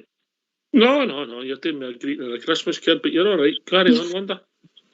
I mean, when we saw the starting lineup, we were all surprised, right, Jim? But we did think, right, well, let's see what these guys can do. So it was Sakala, Roofe and Aribo that started up front, wasn't it? Bakuna was playing further back.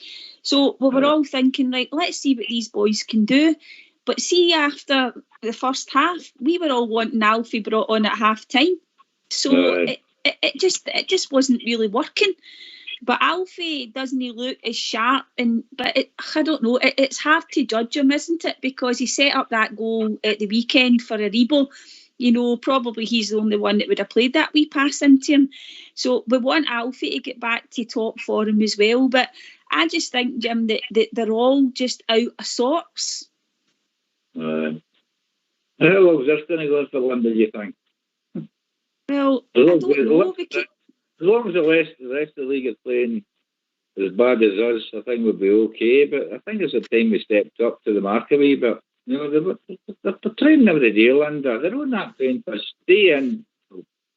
I don't know what they train for. They'll not be training much this new, mate, with the schedule. They'll do some work come next week, but they'll not be training much. You think Sunday half, they start getting ready to fly out. They flew out yesterday morning. They'll work on things for a couple of days. They'll not do that much training. Then they'll not be playing. They'll not train really much between now and Sunday. Maybe have a session on Saturday working on what they're going to do early, and then they're getting ready for Sunday. But they'll not be doing that much because of the schedule at the moment. A Bridgewell Day is Sunday anyway, that's what I'm saying. Of course it will. But I think we would be happy if we got that result. But would we be happy with the same performance, Al? No, we'd not be happy with the performance. And I think maybe they're having too many sessions. Maybe that's what's to do with the performances. Back to the Morelos and Kemar Roofe thing. I think Kemar Roofe's maybe a fox in the box of Morelos. Morelos does it outside the box. As you've been saying, Roofe's the guy in the middle of the box. I'd maybe play him on Sunday. In fact, I would play him on Sunday.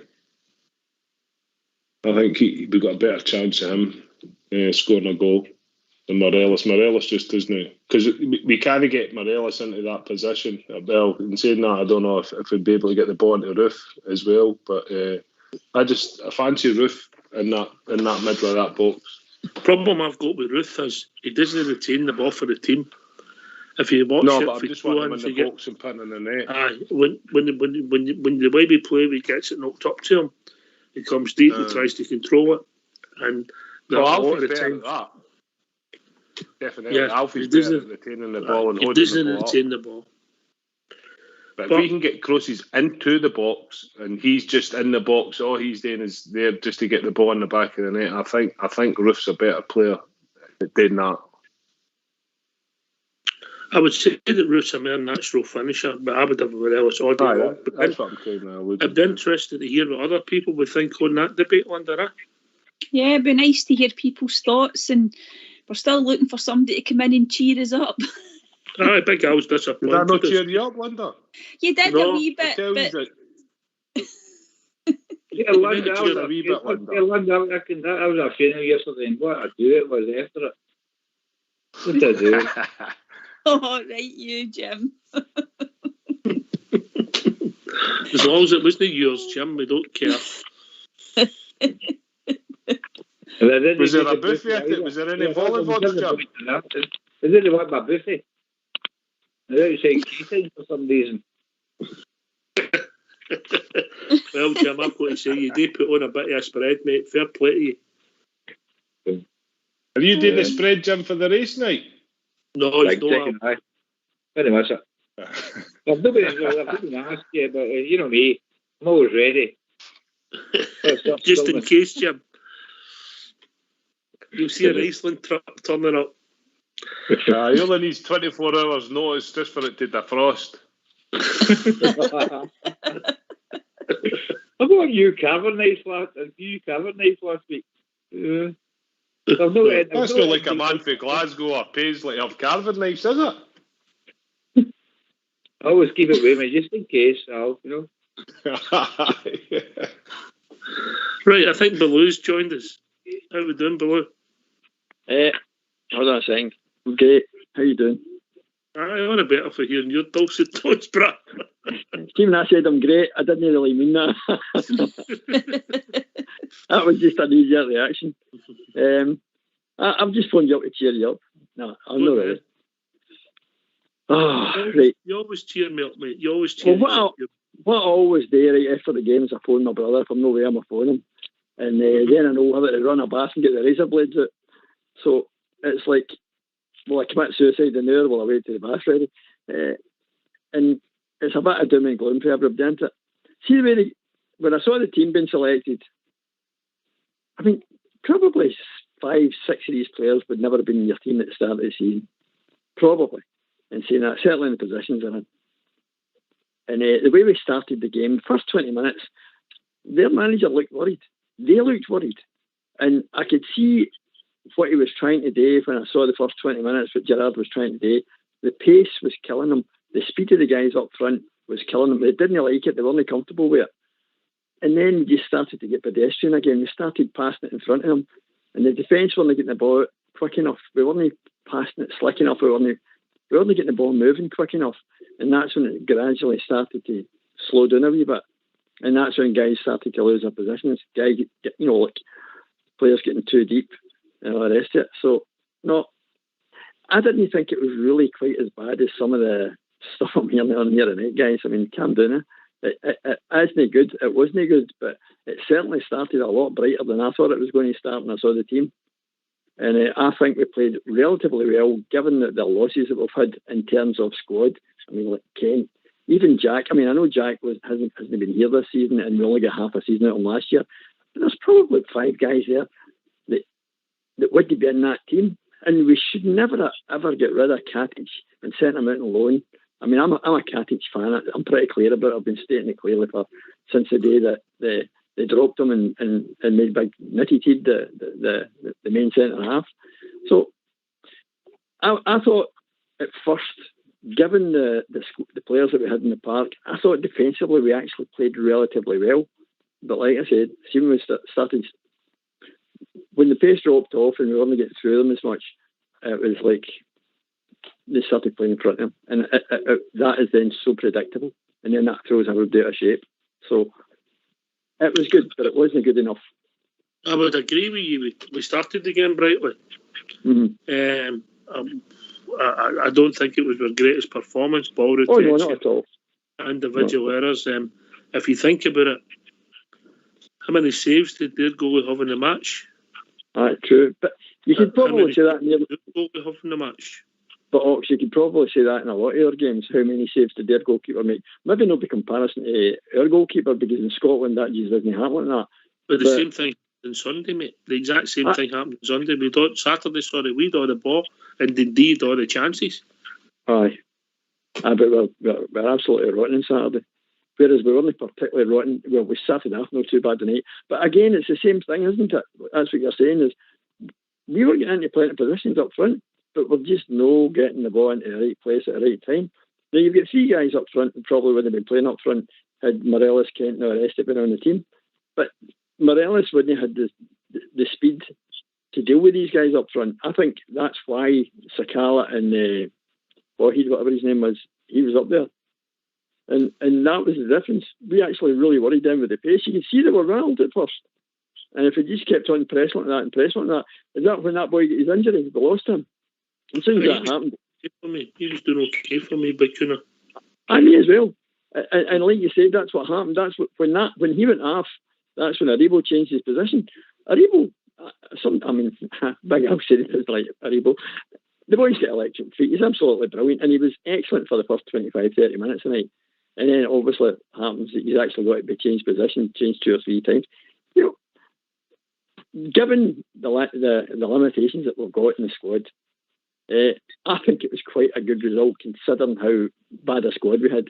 But I thought we were a wee bit unlucky, and I think the sending off is shambolic. And I agree with what you're saying. Should have been pulled. They should have actually realised he's going to get a card. Not because he was dirty or anything like that, because even both of the bookings were really quite mild. But no. I thought the first one was a booking, mate. I thought the second one was a joke. Aye, the second one was a joke. I think who was the one that stood? Who was it stood in the foot? Was it? Takala. Aye. See that? That was definitely. That was a booking as well, mate. It was a booking. Aye, to be fair. Definitely. Aye. And then that's. I thought he'd run his race. Because and I thought it was time to bring him off, and I think we've got to be a wee bit cuter than that. Jim for Paisley, and then Big Al, and then we'll come back to you, Baloo. Yeah, so as I said to you when I spoke to you earlier on, as soon as Kamara get booked, I said, right, he's going to end up getting sent off. I could smell it in the water. I just knew that. I see his second booking, he stood in somebody's store. Oh, no, tell us the first booking, he stood in somebody's store. So the second booking became a red card. That was only a challenge for a innocuous ball, if you know what I mean. The boy would do a ton of bricks and rolling about, and I had to know. Big Al, then Linda. I like Baloo, but Baloo, you can't say that was a good result. Any defeat's a bad result. I didn't say that. You did. No, I took a note here. I've got a notepad here. At this time in the morning, you're doing your big one. That, so I made sure. And also recorded that. Don't worry, Baloo, you can't write. It's Latin. I was writing in Latin. Oh, he does. He knows he's Latin. He knows he's Latin. He's quite intelligent, Big Al. He just hides it well. Very intelligent guy. I just hide it well, eh? No, you're right. I did say it. Baloo's. I know you did say it. That's why I said it. Anyway. No, I think Baloo's right. I thought we did, like, in the first half come out and we showed some. So look, that's a positive. But still, we fell back in. We kind of regressed. And when we regress quite quickly. I think that's a bit of a problem. So the manager can work on that. I think you said the other night, or last night, Ox, we play well for 5-minute increments throughout a game. Play well for 5 minutes, then rubbish for 15, good for 5 again, then rubbish for 10. You know what I mean? So it just all needs to be looked at. Sunday's very important to us as a fan base and as a club. I think Sunday takes care of itself. There's not much you can say about it. It's disappointing, but I'm not overly disappointed myself. Like, listen, put it in context. I get Baloo's point. I don't think it was first 11 playing. I don't think Balogun's playing. I don't think Bassey's playing. I don't think Roofe, maybe Sakala's playing. Definitely. Another boy as well. But you've just got to deal with the cards you're dealt with, Linda, and go on with it. Yeah, and I think in terms of tonight, Blue, it was more about being really disappointed because they weren't world beaters by any way, shape or form. And you can only, in terms of the team, every club's been affected by injuries and COVID, etc. But we had the beating of Sparta Prague. And if we had a fully fit first pick 11, there's no way that team would have lived with us. But we didn't, you're right. And you've just got to deal with it. But that was the most disappointing thing for me, was the fact that we would have beaten them in past games. They were nowhere near the calibre of team that we've beaten in the Europa League under Steven Gerrard. However, it's just what it is. And we've got to just look to Sunday now. Yeah, you're right. You're right. Can I disagree with that? And like you said, I agree with what you're saying. That it is disappointing, and it's more disappointing simply because of the way we started the game. And we must have been able to see as a team, and they must have been able to see as a management team, that we had them shaking. And as soon as things started to drop off, they should be able to put their finger on the pulse and see what it is and make the changes or steady the ship or whatever it is they need to do. And because it was the same 11 players on the park at half time as it was at the start of the game. So there was, apart from one, that boy gets substituted, but essentially it was pretty well the same mob. And they should have been able to deal with that change that they had. It was only a subtle change. And I agree with you, it was disappointing from that perspective. I'm just sort of trying to sort of lift the chins and say, it wasn't quite as bad as you thought. And given the limitations in the squad, I think the way the game ended up, how badly we played, and the fact we were down to 10 men, I thought 1-0 was a good result for us, given that circumstance. But I think how we started the game, we should have fared better by the end of it. I think that's the case. We huffed and puffed for me. We huffed and puffed. And we had a couple. We had a lot of situations where we can make something happen, Linda, but just never. You talked about the Roofe cut across the park. You talk about Tabs running in the second half. A lot of situations where something should happen. But if you think back the whole game, did their goal have a save to make? No, he probably the one that Sakala had in the first half, he ran through and he did quite a good shot. Ox, it was quite a tight angle. But Did you know the centre half? Did you know the centre half beat there? He's the edge of the box. He cuts across him. He's got a decision to make. Is that no naive play? Yeah, aye, He's and no- there was he's that. gonna- Yeah, that's right. Yeah, He's going to score for there 1 in 100. Yeah, yeah, yeah. When you do, it's an amazing goal. Yeah. yeah. If you cut across him, the defender that's right. trips you, and you're running in and goal. Yeah. He also had another one in the first half, Ox, on the left-hand side of the box where he could have went down. The guy stuck his leg out, and I think they were saying that in commentary that, if he goes down, it might even have been a penalty. But I think you're right, and I think that's just kind of what our season's been like so far. We're just not making the right decisions in that final third. If it's just maybe the right pass, a killer pass, or getting a good cross into the box. So I think that's kind of what our play's been like this year so far. Confidence for me. Confidence on you go. No, just because not just at the front, we're making bad decisions at the back.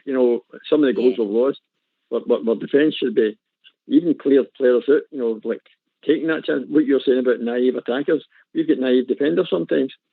Just no clearing people out when we'll get an opportunity to do it, and hopefully we'll get a result. Hopefully we'll not get sent off. Maybe it'll be a penalty or whatever. But our boys are jumping out the roads. I think it's just bad decisions, like Linda was saying, just bad decisions. And if Gerrard and the team must see it, they must see it because we can see it. And if we can see it, they certainly see it. But it's how they're dealing with it, and it's not been explained to us in detail. Maybe that's what's wrong with it. See, in regards to that, Willie, we have two centre halves, so you'd be classed as defenders, but the guy on the left and the right aren't really defenders. They're wing backs, is that not the class that we come under?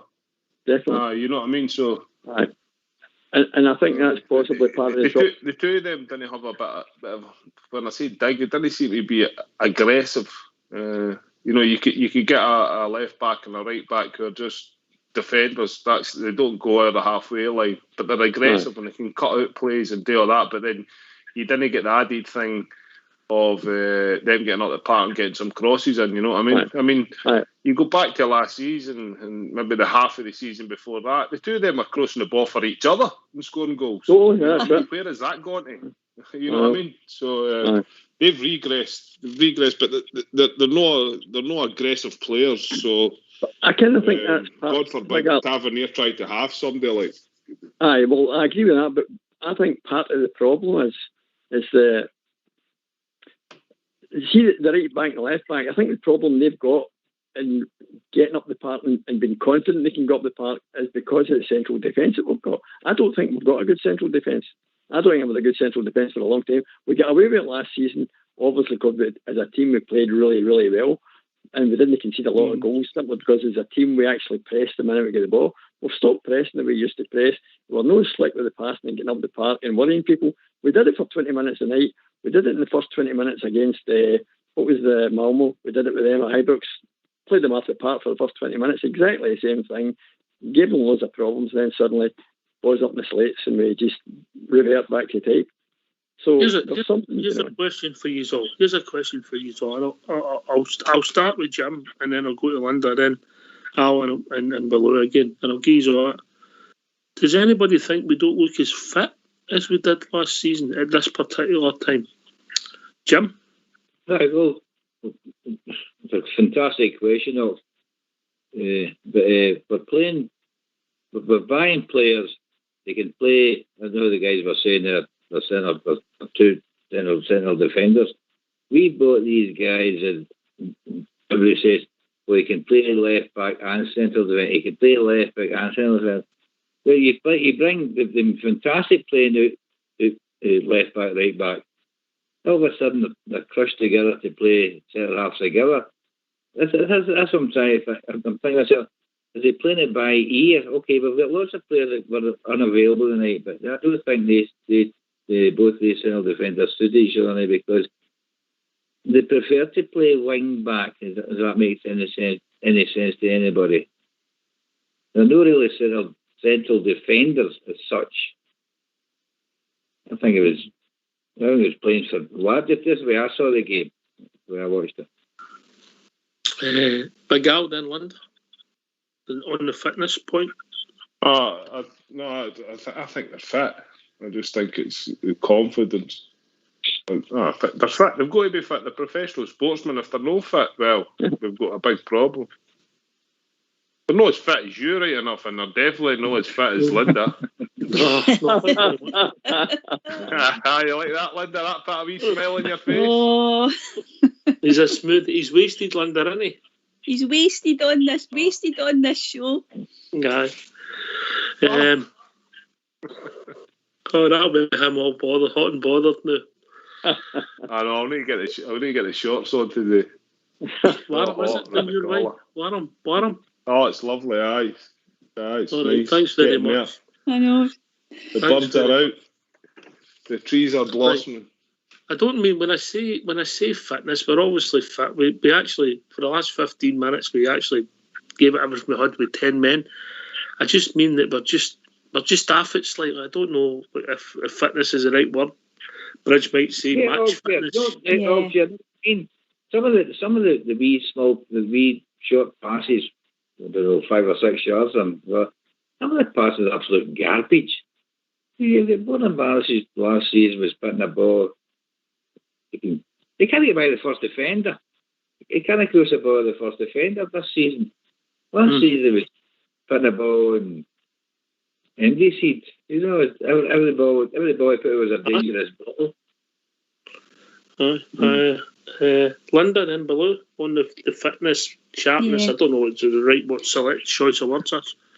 I think it's probably match fitness, Ox, but see if you think about it, there's been so many changes. We've hardly had a settled first team, and some of the players coming in haven't played a lot of football at times, so they don't look as sharp. So I think it's maybe that, but you're right, they will be fit, but I think Bridge does always go on about match fitness, so maybe that's just what it is, because we've hardly seen a settled 11 at all this season, have we? Jim, we're getting some feedback. You just hit the nail right in the head. I think it's a telly or something coming through your phone, mate. No, sure my phone's on my table. I've got nothing else. All right, okay. There's definitely something coming through for you, mate. We know it's coming for your phone. Is it? Aye. Right, carry on, mate. You're not killing us, but you're just if you'd something on. No. On you go, Big Al. You come in with a point there. Oh, I'm saying I think Linda just hit that right, the nail right in the head because of the rotation of the players, and then like your Bacuna, we'd want him to come in and play really well, but he's not up to the match fitness. So I think it's Sakala. I think it's the same in and out.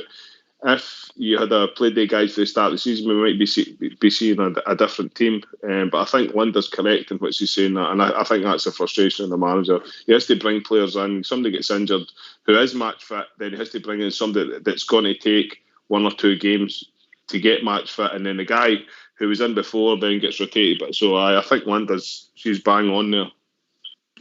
Right, last half an hour of the show. Let's hear from you. Why don't you give us a call on 0141 356 1972? It's your show, it's your platform. Let's hear from you.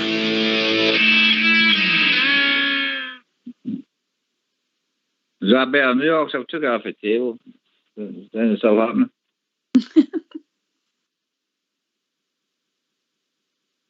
It's not off. What's it on a Ouija board? That's how somebody talks to you. I'm so stubborn now. I'm sitting in darkness now. So. I know. He's sitting there like a medium. Electricity's been up a bundle and he's sitting in darkness. Neither one of his jobs got a bad name. Right, okay. I'll swap your light bulb for a gallon of petrol, Jim. Light bulb. And he's really struggling with your petrol. Oh, it's mental, mate. Mental. I've been watching the news, man. That's shocking, eh? Everybody's full. Everybody's full, but there's queues everywhere.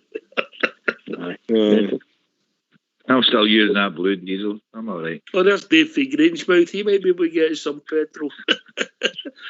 Right. Well, we'll see what it takes us. But aye. You're saying about fitness. Aye, yes, mate. Give us your thoughts. It's more like jaded, isn't it? They don't seem tired. They seem jaded, aye.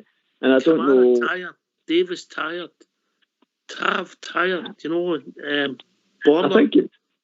I think it's because they're out of ideas and they're no bombing up and down the park and they're no slick pass. What I said earlier on, the slick passing's away, the actual fast movement. We're getting to this point at the back of the field where we're just weaving like 6-yard passes, 10-yard passes, and that are going. And then before you know it, in Scotland it matters because everybody goes behind the ball and then we've got to try and play through them. This mob, when they got to us tonight, let's face it, really honestly, when this mob got to us tonight, it was every time it was on the break. They weren't exactly playing through us. They were getting us in the break. Pretty much, apart from their goal, mate, it came to a corner. Aye. But, I mean, that's how it came about, though, wasn't it? Aye, they broke on us. Aye, that's how they were playing. The sucker punch, that's how I would play. If I was playing against Rangers, I would get two fast players to turn and play down the channels between the full-backs and the centre-halves. And I would just tell my midfield players just to put it in the areas all the time. Get the centre-half turning, your chances are to get a goal scoring. That's what I would do. But anyway, we've been joined by Dave. How are we doing, Dave? I'm okay, Ox. And how's the panel yourself? Yeah. Good to hear from you, mate. I was just listening to you there, and I've got to agree with you regarding the fitness to the players. The players are no fit. And that's the majority of them. They're just no fit. I had that mark down earlier before you brought it up. And they're too slow and thought in the final third of the park. They want to take that. Is that confidence, Dave? I don't know if it's confidence or if they're actually no fit enough. Because the midfield, they're always too far away from the forwards. And the defence, they never move as a unit. They're not cohesion in the team now, and I don't know why. It's the same players that was there last year. You want to hear my theory, mate? Yeah. Yeah, I think Stephen Davis and even John Lundstrom on Saturday, who was one of our best players on Saturday, they're playing too deep. They're playing against they're turning their centre backs into three centre backs. Yeah, there's a lot of that in it as well. But the fitness of the players, because you see them, they're born out of their backside half the time, and that's why they're not lasting 90 minutes. They're only playing about 45 minutes, 50 minutes with them in a game. You're doing well, according to what they were doing last season. And they're right. We go through that front three tonight. Sakala's been injured, Roofe's been injured, Rebo, no, he's played pretty much every game. Then Hadji came on, he's had issues. Stephen Davis has played so much football. Glenn Kamara's played all the time.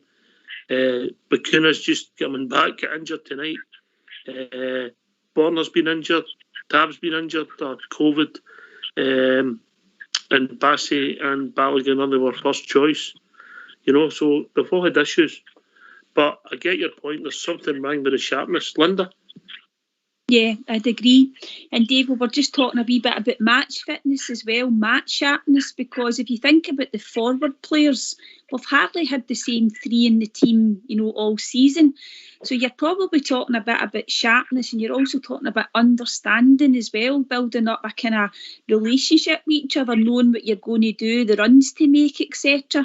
I just think the whole thing's been quite disjointed, and you could probably say that applies to the back four as well, and even the goalkeeper's been swapped in and out too. So it's just trying to get consistency. But I don't know whether or not you still think they should be able to play better is another argument, I suppose. That was the thing I missed today. I don't remember.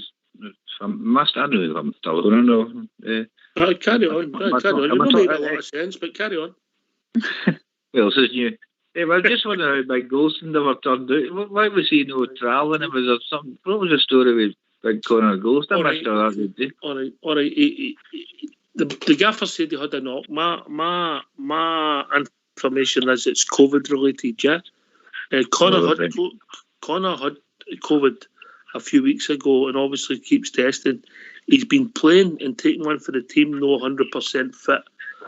And you can take that any way you want. I don't want to discuss somebody's personal health on here, but hopefully Connor's going to be all right and he can move on and get back to a bit of fitness. First of all, get healthy.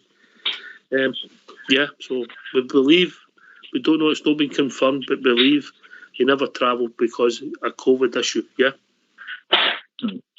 Somebody's banging about. Who's doing the banging? Go and mute with your phone. Linda? Yeah, and you know what, Fox? I think, talking about the situation tonight with the game and the start we've made to the season, it must be very difficult with COVID. Obviously, this is the second season that everything has been affected by it as well. So when you put things into perspective, Baloo's saying that, it's not as bad as what we're kind of making out. And he has got a good point there. You have got to take the whole situation into consideration. And maybe, we are being a wee bit harsh, but it's just the disappointment of tonight. But overall, maybe we're actually in a better position than what we're giving the team credit for, Ox. And you come, Baloo, and then we'll go back to Dave. Sorry, Pat, I missed the question. What was the question? No, I was just saying, Baloo, that you're probably right in terms of taking into consideration everything that's going on, including COVID. We're maybe being a bit harsh on the team, and we're in a better position than what we're giving the team credit for, perhaps. It's just disappointment, Linda, isn't it? It's as simple as that. I think people are just disappointed. There's nothing else to it. And I fully understand it. I'm a Blue Nose, always have been, always will be, but, you're obviously doing something while you're talking to us, mate, and whatever you're doing's coming right through. Yeah. Mate, I've stopped it now. Is that all right?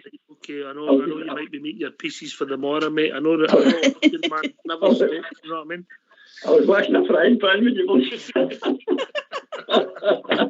Square sausage, you don't get that in Australia. You might get sunshine. You get that here. You get that here, and I can make it myself, man. All right, okay. Clever boy. So I know Linda's on the one. It's accumulation. Where are you washing that, Baloo? In the toilet? in the shower, Al. He's in the shower. Multitasking. Give me a piece. Right, Dave. Piece and sausage. We'll go back to Dave and get his second point. In you come, Dave. Yeah, it's true. And the other one, I think his Port says, you think they just went down the Glasgow Green and picked half a dozen players because you think they've never played together. And just the way they are, there isn't any cohesion in the team. We need a spark. I'm going to go back to my original point. I'll go to Jim for Paisley because he's a real clever guy. I put it down to confidence. I don't know why. I don't know if that Champions League and we kind of get a consistency in team selection. We've got issues, everything. We just seem to lack a spark. Jim? No, I'm listening to everybody's point of view. They're all relevant, absolutely every single one of them. Linda was mentioning about, I think it's because of the COVID and the injuries. That's got to be taken into account of that. But as I said earlier on, also, last season we were saying with 2 and 3 players for every position, but maybe they're not really good enough because we watched that. All of a sudden we've got here. Somebody else said Big Catches get said out, but he was unfit when they sent him out anyway. He wouldn't have been playing for us just now. He wouldn't have been ready to play for us just now. Well, he'd have been unfit if he played him at night. He'd no kicked a ball for I don't know how long. we're across this roads here. There's players that's there. They're training every day. Why should they be able to play? No, why? They know the tactics, know the way we play. If you're putting two full-backs that are central defenders tonight, and I don't know, it's very difficult. I can't put my finger on it, but we don't really watch them train every day. The manager does, and the coaching staff do. So that was their choice this evening to play that team. That was the best team available, I think. But it didn't seem good enough to me. Can I come in there? Yes, Dave, on you go, mate. Of course you can. Right. Well, see, tonight, the manager's got to carry, he's a manager, he's got to carry the can as well to a certain extent. Yeah. Before Kamara got sent off, he should have stopped him. And you mentioned that earlier. Here. But he was getting dogs abuse all night. They should be able to take it, understand that. But he never kicked a ball. So he should have been taken off. Roofe was terrible. He should have been taken off in about half time. And there things happen there. And the manager's got to react to these things as it happens. And he's not doing that. I don't disagree with that. I think there was 5 subs. You could use 5 subs tonight. Am I right with that? Yes, that's correct, aye. Yeah. So for me, Roofe for Morelos, and then Sakala had run his race and been booked, and it never entered my head about the abuse that Glenn was taking for the stands. I did hear it, but it never entered my head when I was caught in the game. But I would have took him off because he wasn't better than worse than anybody else, but he'd been booked and you knew another wee trip or anything, and you were down to 10 men. And lo and behold, in a knock-his challenge, and Dave's right, Linda, Stevie G, Michael Beale, whoever, got to take some no criticism, maybe learn from it. What I will say about Gerrard in terms of the substitutions, he did actually make them earlier than sometimes he has in the domestic games, Ox, when we're all shouting for subs and he waits to the last sort of 5 or 10 minutes. But you're right about Kamara. Kamara should have been taken off. Nothing to do with the abuse that he was getting, which was obviously terrible, but nothing to do with that. It was all about the fact he was on a booking, and as was Sakala. And you're right, he could have taken off anybody in midfield, because nobody was really having a standout game, and it's a real shame because that referee was always probably going to send one of our players off. It just felt like that, and sometimes that's what these referees do in the European games, isn't it? But I think that's a lesson for them to learn, I think, from tonight. But it's no as if they're naive. No. Michael Beale, Stevie G, Gary McAllister. Stevie G and Gary McAllister have won European trophies, and they've played in countless European games, so they know that you get pernickety referees. But for me, that's a constructive criticism is the word I would use. Big Al. Yeah, but in the same respect, I mean, you can't substitute every player that's on a yellow card. You know what I mean? You've got to keep your formation and whatever. Like in hindsight, but Sakala had run his race out, and Kamara, where he plays, because we're engine room, a lot of the time when midfield gets subbed, and when he's been yellow card, you're right, you can't do it, but it should influence your decision at the side of the park when you're moving into the last third of the game. Well, you can say that. I'll stick to what I said. You can't sub everybody that's on a yellow card. And in regards to Sakala, maybe Sakala, he's different because he's in a different position. But your midfielders are going to get yellow cards. Many midfielders had a yellow card in the first 5 minutes and played out the rest of the game. I don't think we can start blaming referees on that. The unique thing about this football in the last 2 years, and I'll go to below with this, you're allowed 5 substitutes, so you've got to use them for your team. It's a squad game. I actually think Gerrard stated he was going to use the 5 subs tonight. I think he stated in his interview before the game that he would want to use his subs. He mentioned he had 5, I'm sure, in the interview, and so therefore you would think he's got something lined up in his mind if this happens or that happens, or if this doesn't work, we need to do this or whatever. Obviously the boy got injured and they moved him off. Kamara, again, I agree with the yellow card, but I agree with Big Al as well. We expect you guys to get yellow cards in midfield, and the second yellow card wasn't even a yellow card. And as far as the abuse he was getting for the kids on the sideline, I mean, and I don't think it did bother him, but if it does bother him, don't take him to a pantomime at Christmas, because it's the same thing. You know, he's behind you, all booing and all that sort of stuff. That would be no bother to Kamara. And earlier on, somebody also stated we had 2 players for every position. And that's correct. You've seen the statement for his lawyer that's been issued. Maybe some people see it differently, mate. You know what I mean? Who's that? There's been a statement for Glenn Kamara's lawyer, but I'm not going into that now. But that lawyer's saying too much. He's highlighting it even more. No, I don't want to go into it. For the past 2 weeks. Listen to what I said. I don't want to go into it. Yeah. Right. I know, but right. So, see that booing carry on. I get booed every time I walk in my front door, so it doesn't bother me. I still carry on my days. And when you appear at work, you get booed and all. But I was making a point also about the 2 players for every position. That's fine if you've got your normal team out and we need to change 2 players, 1 player, 3 players. Mm-hmm. But you know, we had like 5 different players on the park that shouldn't have been starting the game normally anyway. And that's where we run into difficulty, where you've got half a team. Here's a question for you. Just in the last few minutes, and I'll start with Dave. If we win 2-0 and have a decent performance on Sunday, Thursday night's gone, and we move on, are we happy, Dave? Yeah, 2-0. I'd take 2-0 on Sunday. Mm-hmm. And as the rest of your panel says, Big Al, and go back to the days of Sooners, league is the bread and butter stuff, and all the rest are just in-betweens and just wee bonuses that you pick up. But you want the league, because that is the main thing, and that proves you're the best team in Scotland. The league doesn't lie. That's for me.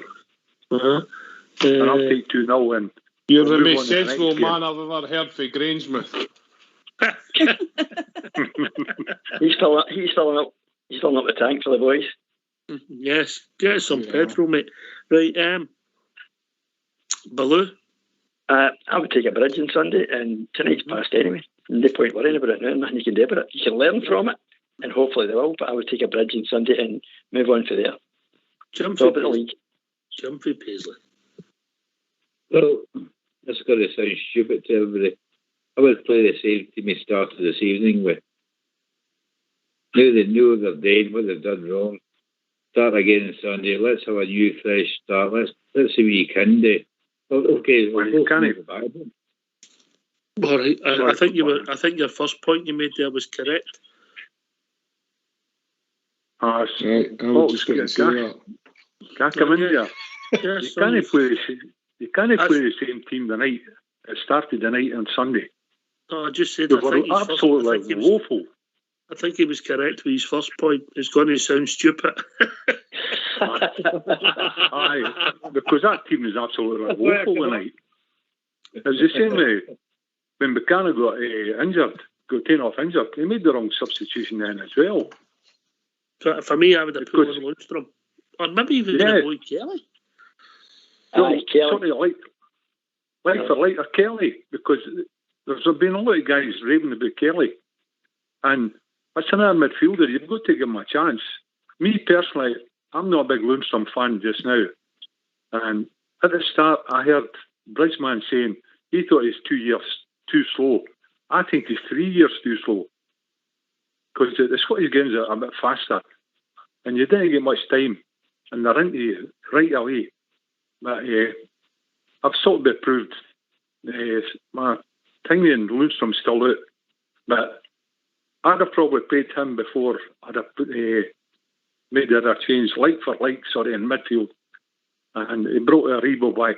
And Aribo was probably one of their better forwards when he was playing up on the right-hand side. Yeah, that's a problem for me, because what he keeps doing, he's done it umpteen times, is changing Aribo from the front and playing him back in the midfield again. That must be upsetting for somebody. This guy, you see, must be up his backside. What we're doing, first time I'm doing this, second time I'm doing that. But can I change my mind about that, the team for Sunday? I'm going to suggest the second half, the team that finished, actually. Does that help you, Baloo? Right, okay. So we're going with 10 men on Sunday.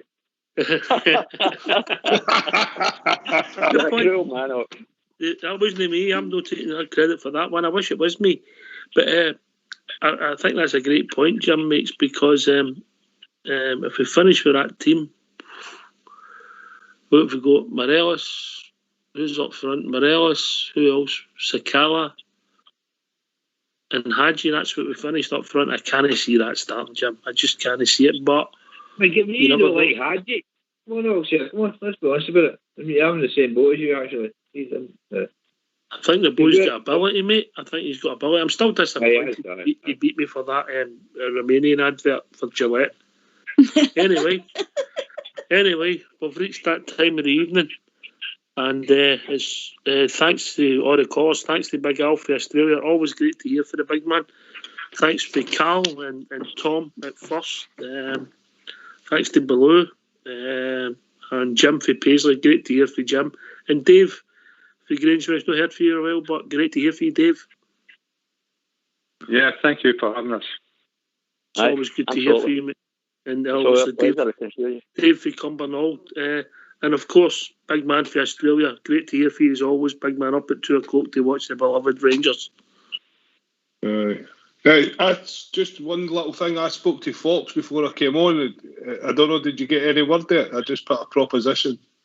No, I've not. I've not any proposition. If you can have a think about that, mate, and let me know, and I'll sort something on my end, all right? Trust me, I've not any propositions today. I would remember them. You'll be getting a box of sweeties. You'll be getting a box of sweeties for Australia next. Right, it's over to you, Linda. Oh, it was a great show, Ox. Obviously, we're all disappointed with the result, but as we said, we've put everything into context. Difficult set of circumstances for the players and the management team, etc. But it's just looking on to Sunday now. Big game against Hibs. We're all just looking for a good result and a good performance. So keep it going for the Rangers, as Bridgeman would say.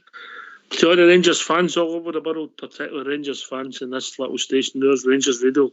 Remember, keep it going for the Rangers, because the Rangers need you. Take it away, All School Blue, and we'll be back tomorrow night with Big South Side, and Bridgeman will be back with us. Take it away, All School Blue.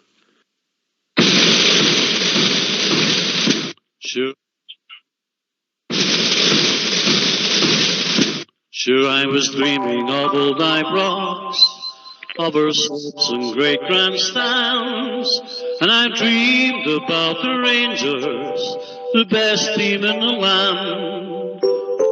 When my memory suggested of a vision bright and clear, of the strange things that would happen if we had the Rangers here. Now if the road to Ibrox Park way up the Shankill, and Ryan Loudrup came from Sandy Road, and Alistair Price came from East Belfast, and old Belfast became then old Glasgow. If the Rangers met the Celtic up at Windsor, sure no green flags at that game they would appear. Ulster's sons would never roll, and all the boys would stay at home if we only had the Rangers over here.